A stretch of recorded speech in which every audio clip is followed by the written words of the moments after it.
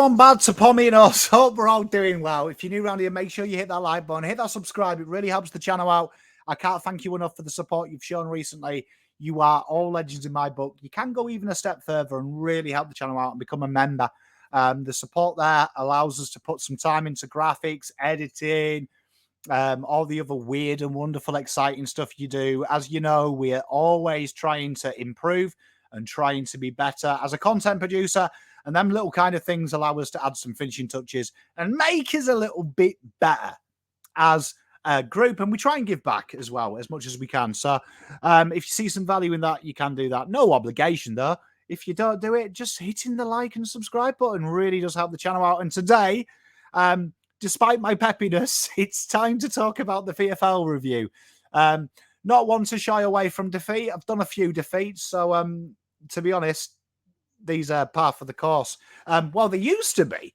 But let's get straight into it. Carlton were downed by 127 points by the Gold Coast Suns VFL team. Now, there is a caveat to this, right? To be fair, they've only lost twice, the Gold Coast Suns, and they have got the only team in the VFL to hit over 2,000 points for 2,137 with a percentage of 184. So when they've beaten teams, which they've done quite a few times this year, they have systematically smashed them, to be fair. Results went against Carlton in such a way that they didn't make finals, even though it's 10. The percentage was so dramatically changed that, unfortunately, Carlton didn't make it. But, I mean, they've smashed Sydney by 68. Do you know what I mean? They've been on a run as well. Do you know what I mean? Like, when they've won, they have peppered it, but it was their biggest win of the season. Even the Northern Bullets put in a better showing. So let's not give too many excuses. This was the tale of the tape, really. Nearly 2 kick to handball ratio. Carlton were constantly playing panic football. They were just overawed by Gold Coast. To be fair, Gold Coast brought their pressure. Carlton just could not really get anything into the game, really. And once they took the lead 10 minutes into the first, they never looked back, really. Carlton was shell-shocked. Absolutely shell-shocked, to be fair. It was men versus boys out there for large portions of the game. Charlie Constable did whatever he wanted in the midfield for them. Alex Davis, he did what he wanted. Then James Sturtis, Elijah Hollands, Oscar Folkhead, Connor Blakely, Ben Long, Sharpie. Yeah, they did a number on Carlton, and Carlton couldn't find an answer to Chris Burgess at the top, who in VFL, this guy looks like Tony Lockett. Brody McLaughlin and Sam Day, they chipped in on the goals, and Carlton struggled with movement, with getting their hands on the pill, with composure. 72 tackles for the game the Blues ended up with. And that sounds high, but I mean, the percentage, they nearly had twice the amount of possessions. You expect it to be high. Dominated in the ruck, 62.7% rebound 50 rate, which is below the AFL norm, below the VFL norm. 98 marks, 43% efficiency. They could never get any nourishment on the scoreboard. Dominated negative 34 around clearance, 17% conversion is never going to help. And when you're having 24 shots just to get a shot, 24 touches to get a shot at goal, it's going to be a long day. It's going to be a bad day in Bosnia, as they say, and nearly negative 20 down on their expected output. They didn't play well. They weren't allowed to play well. They were simply overawed, I think is the safest way to describe it. And a real lesson for the Blues, to be honest. If you're going to take a positive out of this, it's the lesson. When you're playing these top teams, if you're not playing as a cohesive unit, you get peppered. And there's few players in this who are going to come out of here, because it felt like a lot of players were trying to do too much individually as opposed to too much together, would be the way that I'd describe this. And Gold Coast just looked like they'd been playing together since the dawn of time, where the Blues looked at times like it was like a ragtag group formulated just for this game. And it's a shame because the season has been up and down, but they've been very strong recently. And ultimately, it's a lesson for a lot of these young players that this game is unforgiving and ruthless. And let's get into the players. Jackie S, he made his return. It was a real solid 2 and a bit quarters before he went off with the suspected knee knock. We're hoping that knee knock was precautionary. Not much intel on this one, I'm afraid. It didn't look catastrophic, but it was enough to keep him off. Did Carlton just put him on ice? Because definitely he was a player who was showing some nice things in this game, albeit under the cosh. He was working ferociously. He kicked his goal well, used the ball pretty well, was industrious in his tackles and his marking outlet. This looked like a game here where if he had a full 4 quarters, he would have probably been easily the best on. He was really working hard, and it's what you expect from Jack, isn't it? I mean, have you ever done a Jack review and said that he didn't try? Never. This guy was putting it in, and he's one player that I think is really secretly important to our system, and one that we're hoping to see back ASAP Rocky. So real solid return to Jack, sending him all my best. And then we get into the guys that we're expecting will be good because of experience. And Lockie O'Brien, again, this was a game where we needed spread. We needed our wingers to give us something. And too many times, Lockie went with the safe option, went with the wrong option, didn't look to clear his lines, and he really suffered. Defensively, he was okay, and outlet-wise, but Carlton needed to get going. They needed to get out of second gear, and you're looking at your wingers as you are in the seniors. Blake Acres and Ollie Hollands, them wider players, your Sards and your Newmans who were playing the width throws. You're looking for them to give you something. You're looking for them to inject something into the game, and they were really guilty of this slow, methodical ball movement at times, which wasn't working at any point in the game. From the off, Gold Coast had come to play, and Carlton had come really to sit and just, I don't know, not enjoy it. And that's a shame. So, Lockie, he'll be disappointed with himself. Jack Carroll, big opportunity for him this week against some players in the lineup against you. Your Charlie Constables, your Caleb Grahams and stuff, who they've been around. Do you know what I mean? They've been in the system a while. And to stack up, Charlie Constable's never been a first choice type player. This was a real chance for him to show he was a cab off the rank above VFL level. And it felt like at times he allowed Constable just to dictate play. And it felt like what we know about Jack Carroll wasn't there. The defensive intent was really good, and he played that kind of George Hewitt role with the standard setter in pressure, but he didn't really, when he had the ball, he didn't feel like he was looking to give, and that's partly down to the midfield letting him down. There wasn't really any run there, but I expected a bit more for Jack Carroll on this stage, and this is a real great lesson for him that your defensive application has to be good, win, lose, or draw, but trying to get the game going. And I would have loved to have seen him take the contact a little bit more and bring players in. And I felt like that was just the one thing missing. And that's probably the next development in Jack Carroll's game. It wasn't a shocking game. 5 out of 10 is doing the bare minimum, in my opinion. He's adding that layer. And we saw against the guys who have been in the system a little bit longer than him that they worked out how to pressure him to get rid of the ball. So all in all, I need to see a bit more from Jack, and I'm sure it'll be better for the run.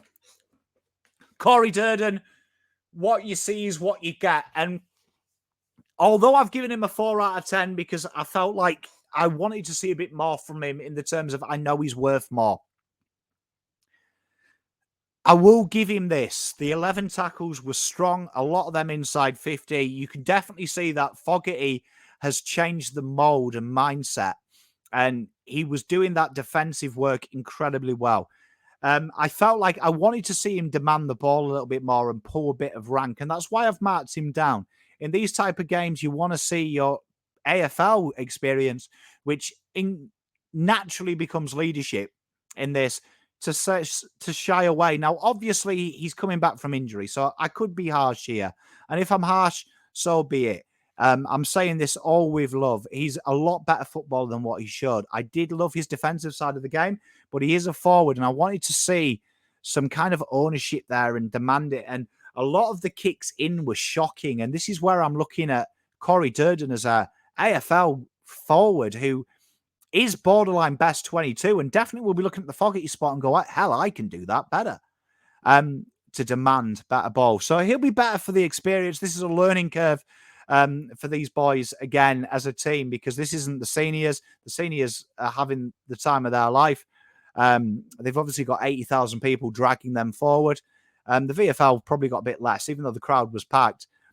So Corey, he'll be better for this. He'll be better for this, and someone that I expect to bounce back quite quickly.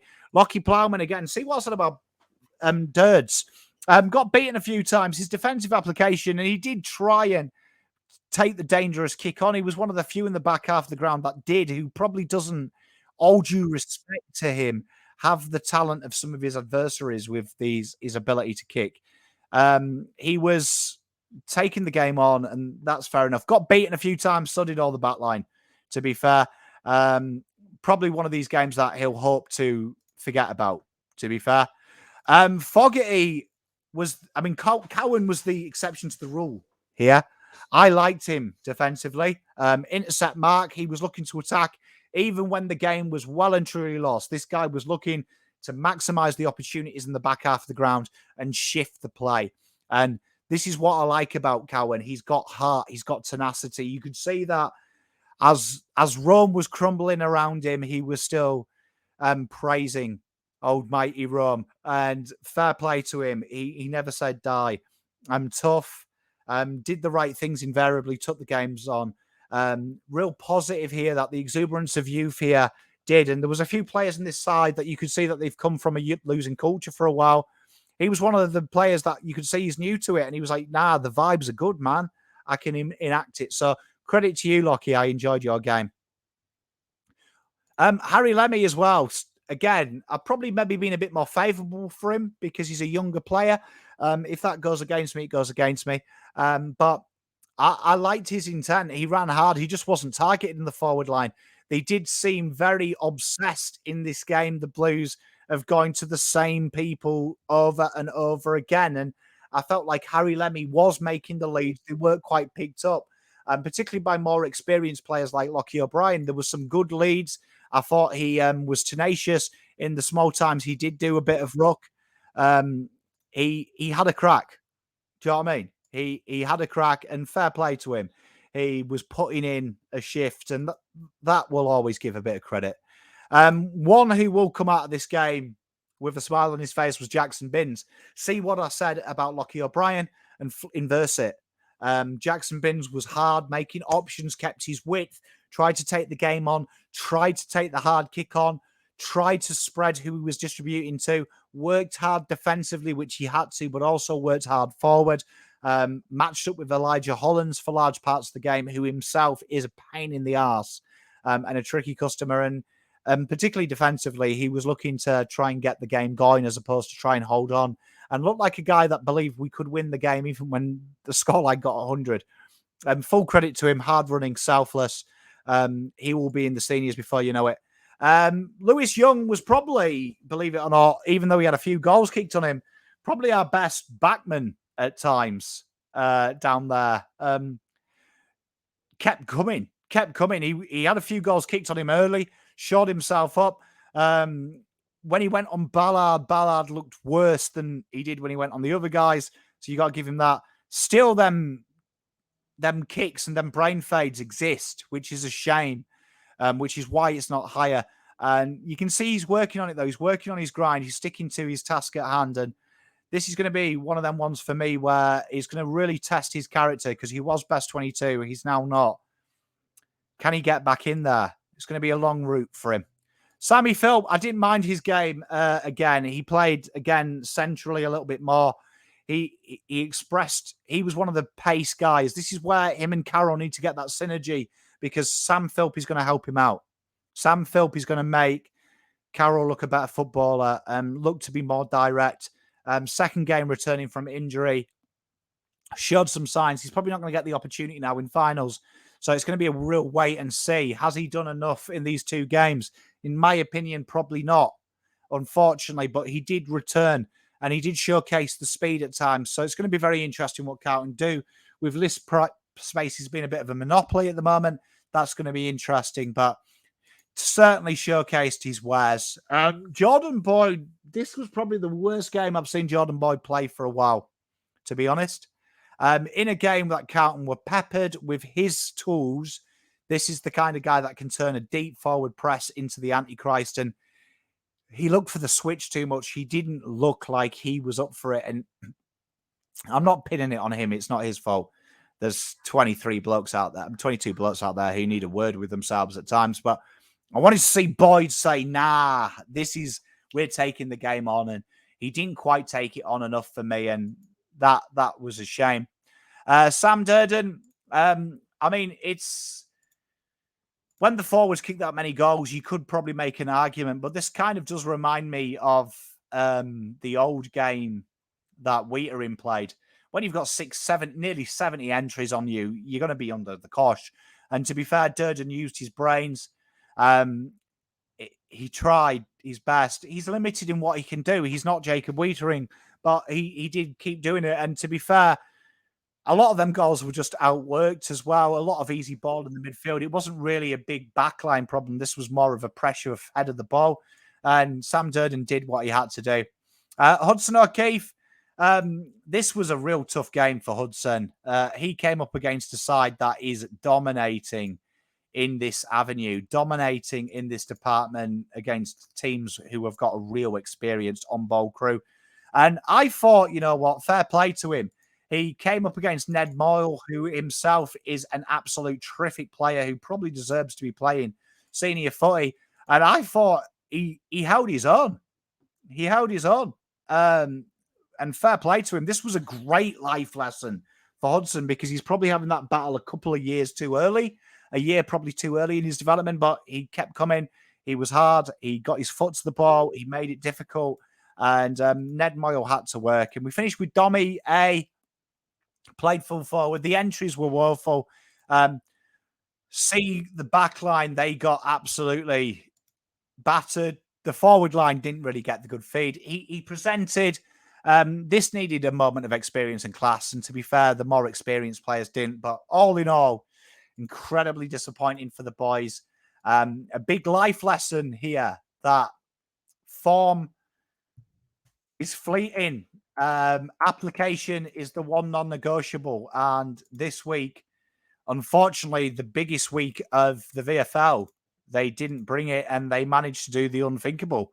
And now they have to experience what the seniors did last year as a group.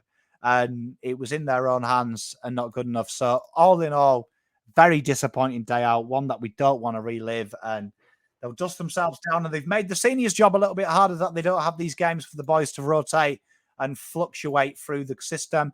They're going to have to just do extensive training sessions. So they're going to have to work hard in training to man up these boys and get them ready. All in all, not much to take out of it, really. A bad day. Bad day, and I wish I could be saying we're playing finals. So Gold Coast, phenomenal effort from them. And yeah, we'll see you next time. I'm out.